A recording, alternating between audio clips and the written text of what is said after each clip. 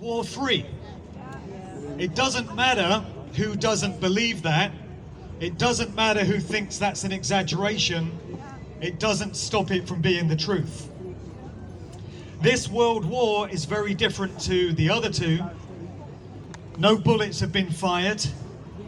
No bombs have been dropped. War has not openly been declared, but we can know that it's going on just by looking around us. When else have you known all the governments of the world to come together and operate to the same agenda, employ the very same tactics all at the same time?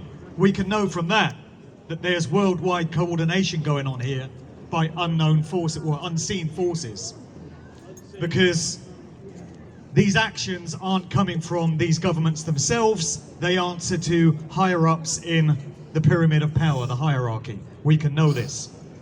This is a very different war, because this one is psychological warfare.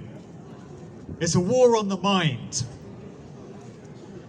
This war has not been plotted by generals and field marshals standing around a table looking at a map. This war has been plotted by behavioral scientists, psychologists, anthropologists that have worked out how to manipulate the human psyche, how to employ mind control, and how to have people employing behaviors that go against their own welfare and self-interests and those of their own children.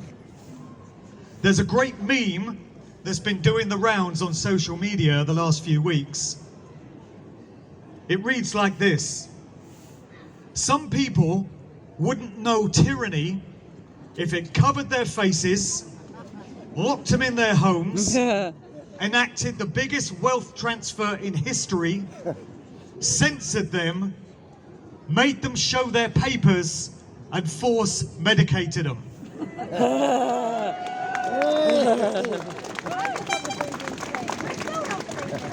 But isn't that exactly what we've all found ourselves living through these past couple of years? And what's been done to us has been long in the planning. This isn't about some virus that just magically appeared out of nowhere at the end of 2019 and nobody knew it was coming. There has been predictive programming for this event that's been going on for years and decades. In movies, TV shows, ads, music videos, things of that nature, where aspects of what we've been asked to believe by the mainstream media have been put into these popular culture vehicles to subliminally entrain the masses to get ready for all of this. So that when the BBC Evening News and government ministers tell you what to believe is going on, there's already some familiarity with it in the subconscious mind, at least in the subconscious minds of those who don't pay attention and don't apply critical thought and do their own research, which unfortunately speaks to the vast majority of people. But we can also know that this has been long prepared for by documentation that's been out there in the public domain. This document from the Rockefeller Foundation dating back to 2010, known as the Lockstep document, which details exactly what has been decreed by the governments of the world these past 2 years. There's the SPARS pandemic document, 2025 to 2028, which describes exactly what's going on now, just 5 years earlier than that document outlined. There's Event 201, presided over by the Bill and Melinda Gates Foundation. Exactly. You know that nice nerdy little computer guy that runs Microsoft? That's all there is to know about Bill Gates. And he's a philanthropist, you know. Yeah. He's big-hearted, he just cares about people. He wants to help, that's all it is. Yeah. So we can know from all of this that this has been long prepared for. Many of us will realize this. Unfortunately, most people out there do not.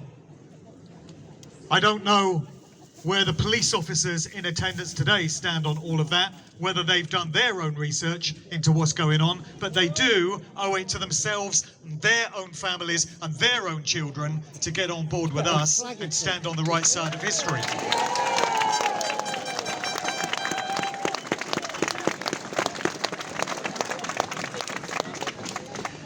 And now we hear that these dystopian, tyrannical restrictions, these thefts of our natural-born rights and freedoms are due to be rolled back to a very large extent and given back to us by our overlords, as if anyone can take natural-born rights and freedoms from you in the first place. They can only take them if they're given up. And the danger is that as we return to some semblance of normality, many people will be so relieved that things have got back to normal that they'll be prepared to forgive and forget what has happened. They'll be prepared to chalk the last 2 years up as an absolute bloody nightmare, but let's all move on from it now and get our lives back and piece everything back together and move on and forget it all. That must never happen. And we must not forgive those who have taken so much from us.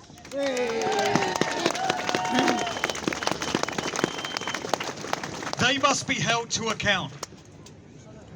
Ask the families of those who have committed suicide over the past 2 years out of the desolation and the despondency that they've been through at what society has become. Ask the families of these people if they can forgive and forget. Ask the families of the people who have died of cancer or some other medical condition that has gone untreated because they've not been afforded the hospital time at the hands of the NHS, being lauded as heroes in this narrative. Ask the families of these people if they can forgive and forget. Ask those who have lost their businesses, their livelihoods, that they've spent their entire lives building up, and they've had taken from them through no fault of their own, if they can forgive and forget. Ask those whose mental health is shot to pieces as a result of all this, if they can forgive and forget. They must not, we must not. We must hold to account those who have done this to us. It's a bit of a coincidence that we hear all these restrictions are due to be rolled back at a time when there has been a criminal complaint filed with the Metropolitan Police accusing the vaccine manufacturers and accusing government ministers of being complicit in genocide and crimes against humanity. This is being investigated by the Metropolitan Police in spite of the news agency Reuters doing its very best to claim that this is all disinformation. They have their fact checkers on the job, don't you know? So it must be true. Reuters, the last time I checked, was owned by those nice people, the Rothschilds. You might have heard of them. They have their fingers in a few pies. And not only in England are we getting all this, but in Scotland and Wales, 2 regions that have been among the most hardcore and tyrannical these last few months, miraculously, they're rolling back their restrictions as well. Same thing in the Republic of Ireland, which has not been the place to be recently. So we have to ask ourselves what may have led to this.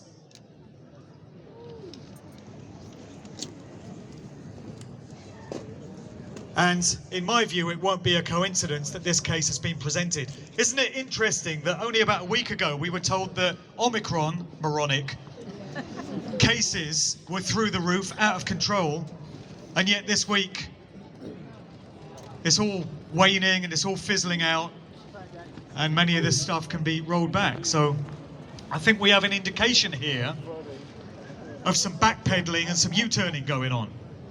And this is what happens when people do take action, stand up for what they know to be right, and provide some pushback to this tyranny. The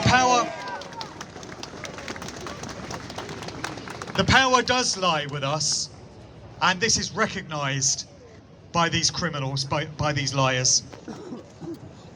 We mustn't forget what they've done. We mustn't forget what the likes of Matt Hancock were responsible for.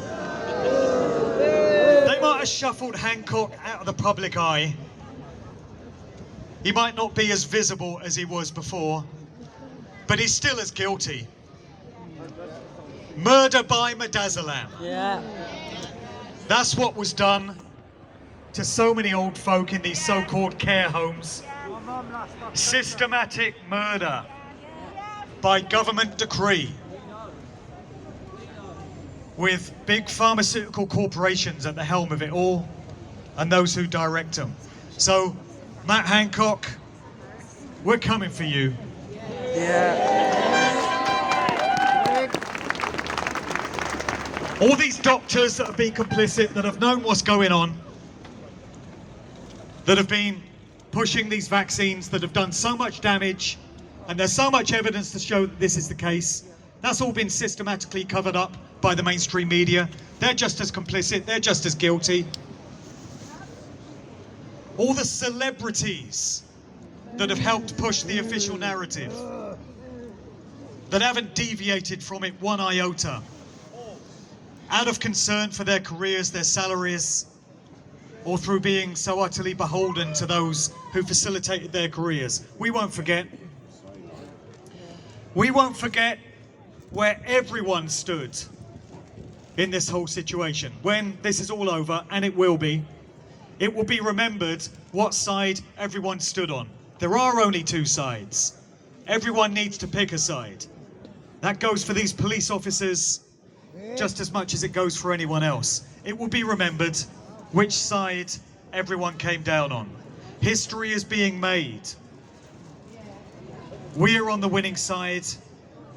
We are the ones that are going to win.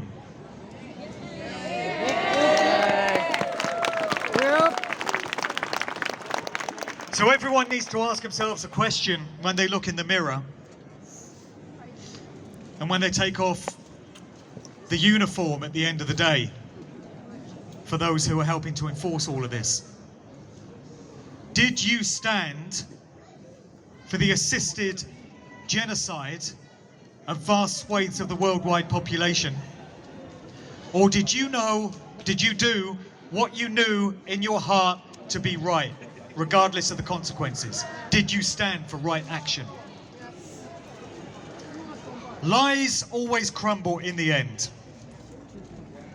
And it's not the lie that catches liars out. It's the multiple lies that they conjure up to try and obscure the original lie. Liars always get found out. Truth always rises to the surface in the end. Truth and light.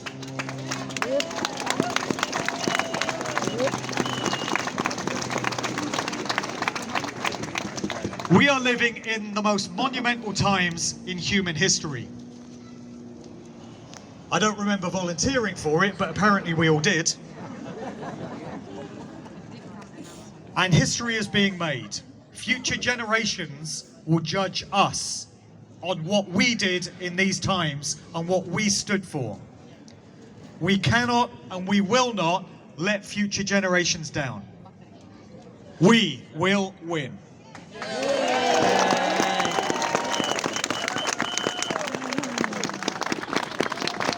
Thank you. Hey.